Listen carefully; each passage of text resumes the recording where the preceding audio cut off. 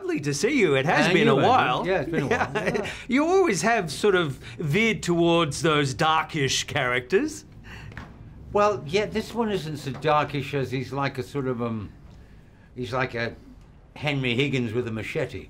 I always think he's like, you know, he's the father. I mean, he's adopted this creature which he found when he was in his Indiana Jones mode, going looking for disappeared Nazis or whatever, or spawns of the devil all over the world, or beasts, and finds this little creature and falls in love with it and brings him up as his son or stepson, and knows that it's like maybe he can create this creature that can beat the shit out of every monster that's ever going to be in his way.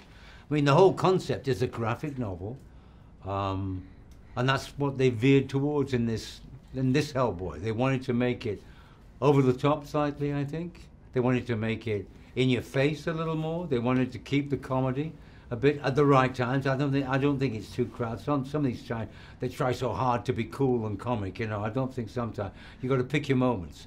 I think it does in this. The moral background is there with me and him, with me and David, because he's such an easy. I think we both, you know, we work very well together. It was quite a simple process. You know, we met, we had breakfast, and we talked about it. We had this chippy relationship. Well, by the time we got to do the movie, it was like second nature that we could say what we wanted between each other on the set about how to play this relationship. And I think it evolved what I've seen, it evolved extremely well. Oh, it's quite heartwarming, I think. Yeah, and at the end, you know, the moral is that you've got to let your kids go, you know. You've learned everything, go and do the right thing if you can, whatever. Right. Yeah. Good. Well, it's kind of cool to have on your, you know, filmography. I was dad to Hellboy. Yeah, Hellboy's dad, yeah. Professor Trevor Bruttenholm. Broom to his friends. Yeah. No, but it is an entertainment. I mean, it's 2 hours of, you know, a lot of it's violent.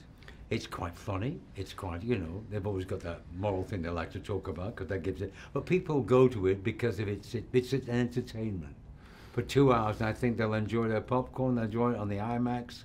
Well, that's why they've done it. It looks great. Looks fantastic. The special effects are great. And yeah, it was nice to be part of something like that. I wasn't aware of the backlash surrounding the reboot until I did some research. Neither was I, because I'm not an expert on these kind of movies, you know. So it was, I mean, I mean, people wanted it against it. I mean, you hope that people will go, yeah, of course they'll go and see it. They'll go and see it, as they go online and troll it, you know, well, whatever they do. No, it's true, because that's what people do, or they're always human nature. There's nothing wrong in it. It's fine if you read it. That's the trouble, if people start reading. Or they'll praise it to high heaven or whatever, and the truth will always lie somewhere in between, which is it's a really entertaining movie for that genre, and a complete reboot, and nothing disparaging about the first two whatsoever. It's a completely different style of movie they wanted to do, and I think they did a good job with it.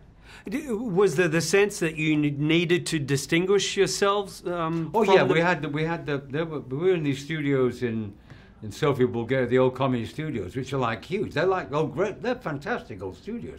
They work very well. I mean, Avi Lerner took them over and has got these very highly skilled technicians from all over Eastern Europe, you know, most of them Bulgarian, but they're great. So it was a very easy film to make, you know. Very good cinematographer.